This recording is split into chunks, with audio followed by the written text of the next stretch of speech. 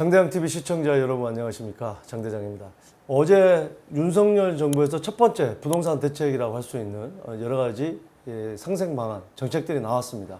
어제 라이브로 제가 아주 그 원본을 가지고 보도자료를 가지고 디테일하게 설명드렸는데 또 그래도 약간 이해가 안 가신 그런 어떤 부분들이 있을 겁니다. 자, 오늘 그래서 Q&A로 이런 질문들 많이 하는 부분들이 좋은 기사가 나와서 거기에 대해서 한번 보충 설명을 한번 해드리도록 하겠습니다. 자, 여기에는 이제 뭐 양도세라든지 종부세라든지 또 취득세라든지 또 전세대출이라든지 이런 어떤 광범위하게 나와 있기 때문에 본인한테 해당되는 부분들을 잘 체크를 해 보시기 바라겠습니다. 자, 상생임대인 제도 확대 방안인데, 자, 현행에서는 양도세 실거주 요건은 2년에서 1년 완화. 그러니까 전월세 가격을 기존 계약 대비 5% 이내로 올리는 집주인. 구체적인 내용들이 이제 나옵니다.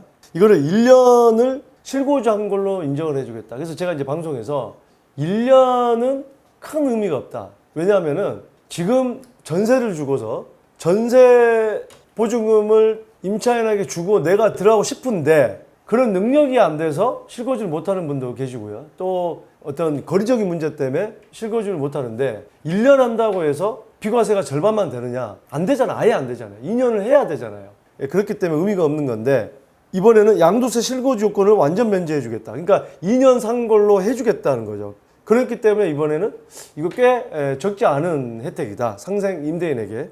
자, 현행에서는 이 1년 완화해 주는 것도 계약 시점에 1주택인 집주인에게만 적용을 했습니다. 그러니까 양도 시점이 아닌 계약 시점에 1주택인 집주인에게만 적용을 했는데 이 지금 바뀐 법에는 계약 시점에 다주택이더라도 그러니까 기존 주택 처분해서 1주택 되면 적용된다. 그러니까 양도 시점에 1주택이 되면 적용을 한다. 사실 이게 맞는 거죠. 자, 그러면 적용 대상은 언제부터냐? 지난해, 그러니까 2021년 12월 20일부터 2024년, 그러니까 내후년 12월 31일까지 전월세 계약한 거에 한해서 한시적으로 이런 혜택을 주겠다는 거고, 시행 시기는 올해 7월 이후라고 합니다.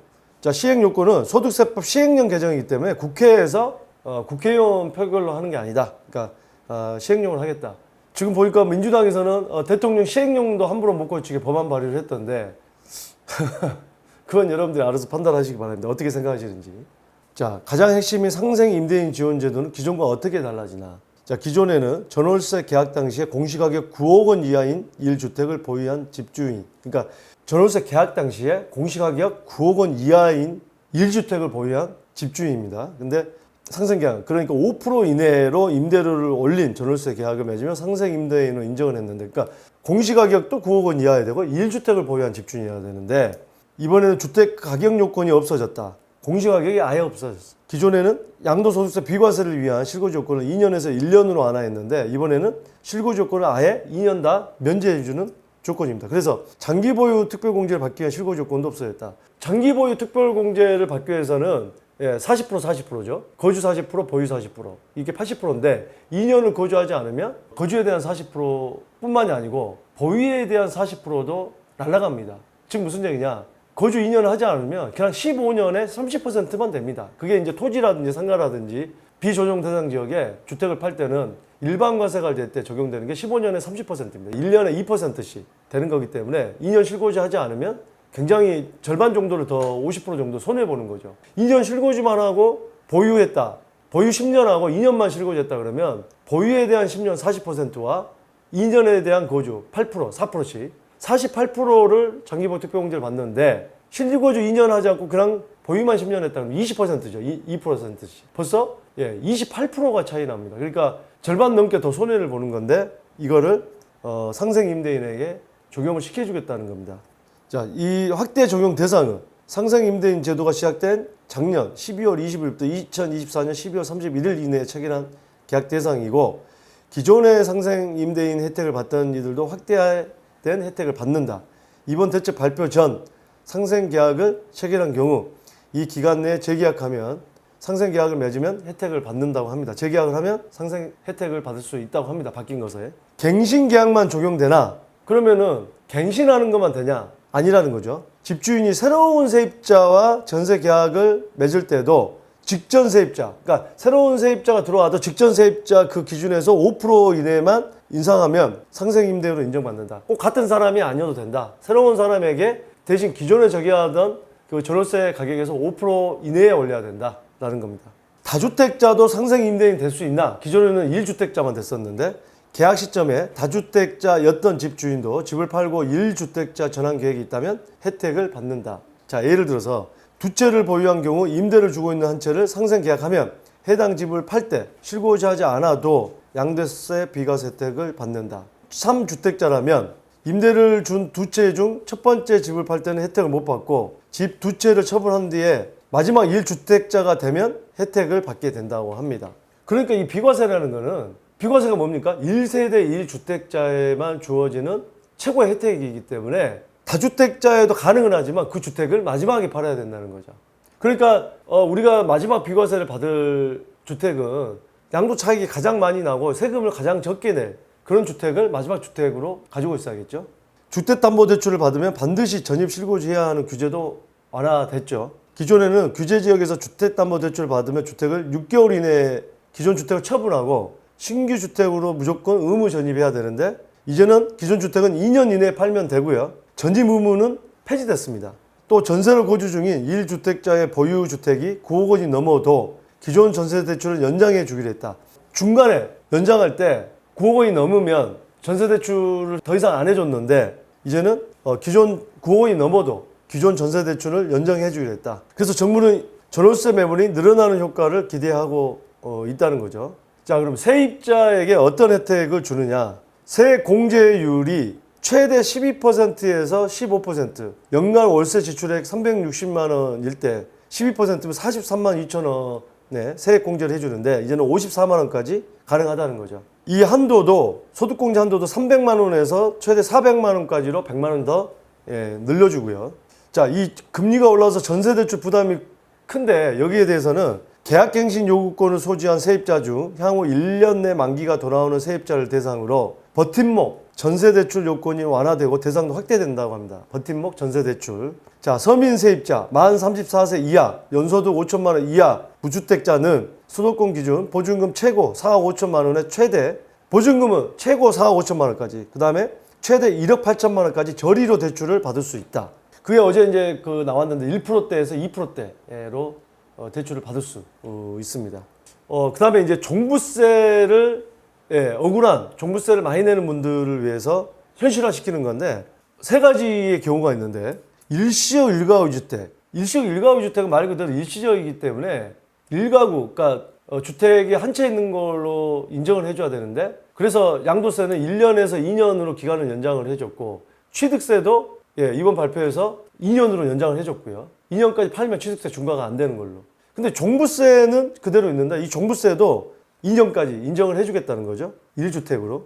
자, 그래서 일시적 2주택으로 조정대상 지역에서 공시가격 15억 걸 취득했을 때 현행, 그러니까 2주택이 됐을 때 3,254만 원 되던 거를 1주택으로 인정을 해주면 427만 원으로 거의 10% 선, 거의 10배 가까이 줄어드는 그런 효과가 있는 거죠. 그 다음에 이제 상속주택. 조정 대상 지역에서 공시가격 10억인 이 주택을 상속받았다면 이게 현재는 2,144만 원인데 바로 300만 원으로 떨어진다. 그 요건이 있죠. 그 요건은 바로 공시가격 6억 원, 비수도권은 3억 원, 수도권은 공시가격 6억 원 이하 주택이거나 40% 이하 지분을 가진 경우에는 기한 제한 없이 1주택자 혜택을 받습니다. 지분 40%. 하지만 이보다 비싼 주택이나 더 많은 상속지분을 받았다면 5년 동안만 주택수에서 제외된다고 합니다. 그러니까 가격 요건을 갖추거나 40% 이하 지분을 가지면 기한에 제한 없이 평생 1주택자 혜택을 받는데 이보다 비싼 주택이나 더 많은 지분을 상속받으면 5년 동안만 주택수에서 제외된다고 합니다. 조금 전에 얘기했던 조정 대상 지역에서 5년 동안 공시가격 15억 원을 보유해온 사람 만 65세 이상 이 같은 지역에서 집 한 채 공시가격 15억 원을 상속받았다고 가정하면 지금까지 2주택자에 해당돼서 2,144만 원의 종부세를 내야 했는데 개편안에서는 300만 원 간다. 자, 홀로 계신 어머니를 위해서 군 단위 시골에 공시가격 1억 원짜리 주택을 추가로 샀다. 2주택자가 됐는데 종부세 감면을 받을 수 있나? 이제는 그렇다. 지금 1주택자라고 하더라도 수도권과 세종시, 광역시가 아닌 곳에 공시가격 3억 원 이하 주택을 산다면 주택수에서 제외를 시켜줍니다. 다만 종부세를 계산할 때 이용하는 과세 표준에는 합산한다. 그러니까 뭐냐면 주택수에는 포함시키지 않기 때문에 요율은 올라가지 않지만 이 공시가격 자체는 합산을 하는 겁니다. 아예 없애지는 않습니다. 공시가격을 합산한다. 그러니까 주택수에서 빠지기 때문에 세율이 그냥 낮아지기 때문에 훨씬 더 낮아지는 효과가 있다. 자, 다른 집을 매수해 갈아타기 하려는 1주택자들 어떻게 해야 종부세 감면받을 수 있나?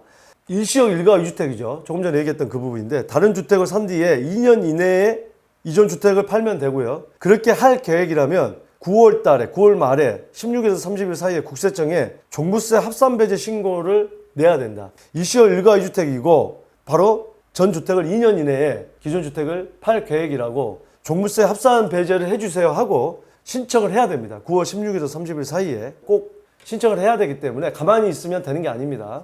자, 만약 기존 주택을 2년 이내에 처분하지 못하면 어떻게 되나? 감면받는 종부세와 이자 가산액을 모두 내야 된다. 당연히 내야 되는 거죠. 예, 뱉어내야 되는 거죠. 자, 1주택자에 주어지는 종부세 혜택도 있냐? 1년 동안 한시적으로 3억 원을 더 해준다고 그랬죠. 그러니까 지금 현재 11억 원이기 때문에 1세대 1주택자는 3억 원을 더해서 14억 원까지 공제가 됩니다. 이 제도가 올해부터 시행되나? 네, 그렇습니다. 국회에서 종부세법이 개정된다면 그렇다.